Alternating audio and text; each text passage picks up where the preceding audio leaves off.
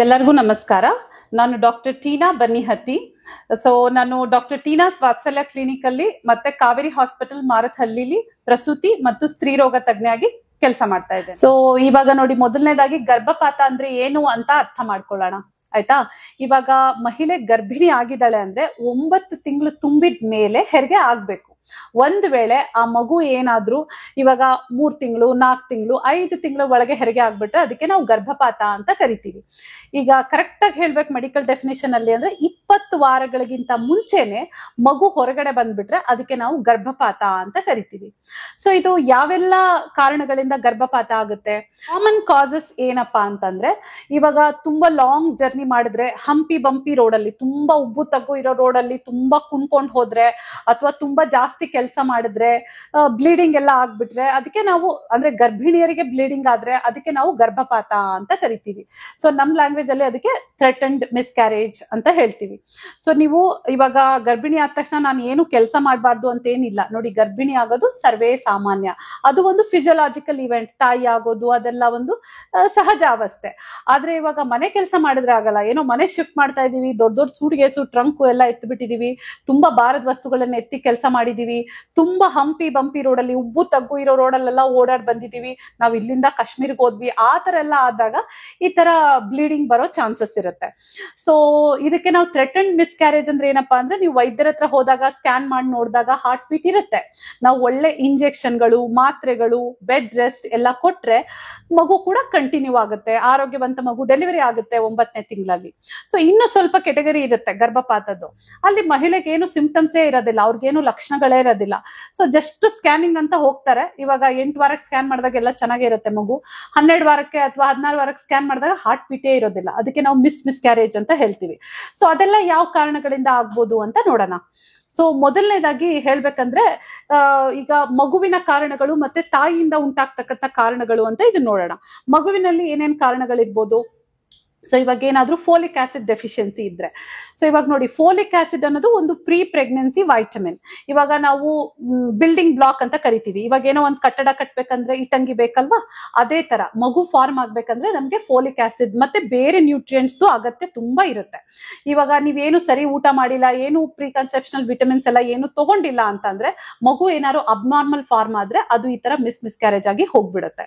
ಈಗ ಇದು ಸ್ವಲ್ಪ ಇರುತ್ತೆ, ಕ್ರೋಮೋಸೋಮಲ್ ಅಬ್ನಾರ್ಮಲಿಟೀಸ್ ಅಂತ ಹೇಳ್ತೀವಿ. ವರ್ಣತಂತುಗಳಲ್ಲಿ ಏನಾದ್ರು ಪ್ರಾಬ್ಲಮ್ ಇದ್ರೆ, ಸಾಮಾನ್ಯವಾಗಿ ಅಂದ್ರೆ ಟ್ರೈಸೋಮಿ 21, 13, 18 ಅಂತ ಹೇಳ್ತೀವಿ. ನಮ್ಮ ದೇಹದಲ್ಲಿ 23 ಜೊತೆ ಕ್ರೋಮೋಸೋಮ್ಗಳು, ವರ್ಣತಂತುಗಳು ಇರುತ್ತೆ. ಇದ್ರಲ್ಲಿ ಏನೇ ಪ್ರಾಬ್ಲಮ್ ಇದ್ರೂ ಕೂಡ ಇದು ಮಿಸ್ಕ್ಯಾರೇಜ್ ಆಗಿ ಹೋಗ್ಬೋದು. ಇವಾಗ ನೋಡಿ, ಇವಾಗ ಒಂದು ಕಂಪನಿಲಿ ಒಂದು ಟೇಬಲ್ ಅಥವಾ ಚೇರ್ ರೆಡಿ ಆದ್ರೆ ಅವ್ರು ಕ್ವಾಲಿಟಿ ಚೆಕ್ ಮಾಡ್ತಾರಲ್ವಾ. ಏನಾದ್ರು ಅಬ್ನಾರ್ಮಲ್ ಪೀಸ್ ಇದ್ರೆ ಅದನ್ನ ತೆಗೆದು ಬಿಡ್ತಾರೆ, ಯಾಕಂದ್ರೆ ಅದು ಕಂಪನಿ ನೇಮ್ದು ಪ್ರಶ್ನೆ ಆಗಿರುತ್ತೆ. ಯಾಕಂದ್ರೆ ಡಿಫೆಕ್ಟಿವ್ ಪೀಸ್ ಕೊಟ್ರೆ ನೋಡಿ ಕಂಪನಿ ಹೆಸರೇ ಹಾಳಾಗ್ಬಿಡುತ್ತಲ್ವಾ. ಈಗ ಮನುಷ್ಯ ಮಾಡಿದ ಈ ತರ ಇದ್ರೆ ಭಗವಂತ ಮಾಡಿದ ಯಾವ ತರ ಇರಬೇಡ.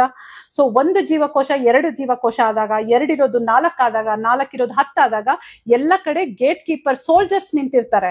ಮಗುವಿನಲ್ಲಿ ಆ ಭ್ರೂಣದಲ್ಲಿ ನೋಡ್ತಾರೆ, ಎಲ್ಲ ಜೆನೆಟಿಕ್ ಮೇಕಪ್ ಕರೆಕ್ಟ್ ಇದೆನಾ ಇಲ್ವಾ ಅಂತ. ಅದೇನಾದ್ರು ಅಬ್ನಾರ್ಮಲ್ ಆಗಿದೆ, ಕ್ರೋಮೋಸೋಮ್ ಸಂಖ್ಯೆ ಚೆನ್ನಾಗಿಲ್ಲ ಅಂದ್ರೆ ಅದು ಕೂಡ ಮಿಸ್ಕ್ಯಾರೇಜ್ ಆಗಿ ಎಂಡ್ ಅಪ್ ಆಗ್ಬಿಡುತ್ತೆ. ಇನ್ನು ಸ್ವಲ್ಪ ಏನಾದ್ರು ಇನ್ಫೆಕ್ಷನ್ ಆದ್ರೆ, ಈಗ ಜ್ವರ ಬಂದ್ಬಿಟ್ಟಿರುತ್ತೆ ಗರ್ಭಿಣಿಯರಿಗೆ, ಅವ್ರು ನೆಗ್ಲೆಕ್ಟ್ ಮಾಡಿರ್ತಾರೆ. ಇವಾಗ ನೋಡಿ, ಯಾವುದೇ ಜ್ವರ ಬಂದು ನಾನ್ ಡೆಂಗು ಜ್ವರ, ನಾನ್ ಕೋವಿಡ್ ಅಂತ ಹೇಳಲ್ಲ. ಅದೆಲ್ಲ ಸುಮ್ನೆ ಕಾಮನ್ ಕೋಲ್ಡ್ ತರ ಬಂದು ಹೋಗ್ಬಿಡುತ್ತೆ. ಕೆಲವೊಂದು ವೈರಲ್ ಇನ್ಫೆಕ್ಷನ್ಸ್ ಅಂತ ಹೇಳ್ತೀವಿ, ಜ್ವರಗಳು ಯಾವ್ದು ಟಾರ್ಚ್ ಇನ್ಫೆಕ್ಷನ್ಸ್ ಅಂತ ಹೇಳ್ತೀವಿ. ಟಾರ್ಚ್ ಅಂದ್ರೆ ಏನು? ಟಾಕ್ಸೋಪ್ಲಾಸ್ಮಾ, ರುಬೆಲ್ಲಾ, ಸೈಟೋಮೆಗಲೋ ವೈರಸ್ ಮತ್ತೆ ಹರ್ಪೀಸ್ ಅಂತ ಹೇಳ್ತೀವಿ. ಈ ವೈರಲ್ ಕಾಯಿಲೆಗಳೇನಾದ್ರು ತಾಯಿಗೆ ಬಂದ್ರೆ ಅದು ಮಗುವಿನಲ್ಲಿ ಹೋದ್ರೆ it will cause an insult ಅಂದ್ರೆ ಅದು ಅಬಾರ್ಷನ್ ಆಗಿ ಹೋಗ್ಬಿಡುತ್ತೆ. ಮಗು ಅಲ್ಲಿ ಬೆಳೆಯೋದಿಲ್ಲ, ಕಂಟಿನ್ಯೂ ಆಗಿ ಬೆಳೆಯೋದಿಲ್ಲ. ಒಂದ್ ವೇಳೆ ಬೆಳೆದ್ರೂ ಕೂಡ ಮಗುವಿನಲ್ಲಿ ಡಿಫೆಕ್ಟ್ ಆಗೋ ಸಾಧ್ಯತೆಗಳು ಇರುತ್ತೆ ಆ ಟೈಮಲ್ಲಿ. ಇವಾಗ ತಾಯಿ ಫ್ಯಾಕ್ಟರ್ಸ್ ಅಲ್ಲಿ ಏನೇನಿದ್ರೆ ಗರ್ಭಪಾತ ಆಗುತ್ತೆ ಅನ್ನೋದು ನೋಡೋಣ. ಈಗ ಏನಾದ್ರು ಎಂಡೋಕ್ರೈನ್ ರಿಲೇಟೆಡ್ ಪ್ರಾಬ್ಲಮ್ಸ್ ಇದ್ರೆ, ಅಂದ್ರೆ ಹಾರ್ಮೋನುಗಳ ಕೊರತೆ ಇದ್ರೆ ಆತರ ಆಗುತ್ತೆ. ಇವಾಗ ಮಗು ಬಂದು ಗರ್ಭಚೀಲಕ್ ಅಟ್ಯಾಚ್ ಆಗ್ಬೇಕಂದ್ರೆ ಅದಕ್ಕೊಂದು ರೆಸ್ಟ್ ಬೇಕು. ಆ ಸಪೋರ್ಟ್ ಕೊಡಕ್ಕೆ ನಮ್ ದೇಹದಲ್ಲಿ ಒಂದು ಪ್ರೊಜೆಸ್ಟ್ರಾನ್ ಅಂತ ಹಾರ್ಮೋನ್ ಇರುತ್ತೆ. ಯಾವ್ದಾದ್ರು ಮಹಿಳೆಗೆ ಪ್ರೊಜೆಸ್ಟ್ರಾನ್ ಸರಿಯಾಗಿ ಉತ್ಪತ್ತಿ ಆಗ್ತಾ ಇಲ್ಲ, ಅದ್ರಲ್ಲಿ ಪ್ರಾಬ್ಲಮ್ ಆಗುತ್ತೆ ಅಂದ್ರೆ ಗರ್ಭಪಾತ ಆಗೋಗ್ಬೋದು. ಇನ್ನ ಯಾರಿಗಾರು ಸಕ್ಕರೆ ಕಾಯಿಲೆ ಇದೆ, ಅದು ಕಂಟ್ರೋಲ್ ಅಲ್ಲಿ ಇಲ್ಲ. ಈಗ ಸಕ್ಕರೆ ಕಾಯಿಲೆ ನೋಡೋದಕ್ಕೆ ಹೇಗೆ ಕಂಟ್ರೋಲ್ ಅಲ್ಲಿ ಇದೆ ಅಂತ ನಾವು HbA1c ಅಂತ ನೋಡ್ತೀವಿ. ಯಾರಿಗೋ 8, 9 ಈ ತರ HbA1c ಇದೆ ಅಂದ್ರೆ, ಮತ್ತೆ ಥೈರಾಯ್ಡ್ ಕಂಟ್ರೋಲ್ ಅಲ್ಲಿ ಇಲ್ಲ ಅಂತಂದ್ರೆ ಆವಾಗ ಕೂಡ ಗರ್ಭಪಾತ ಆಗೋ ಚಾನ್ಸಸ್ ಇರುತ್ತೆ.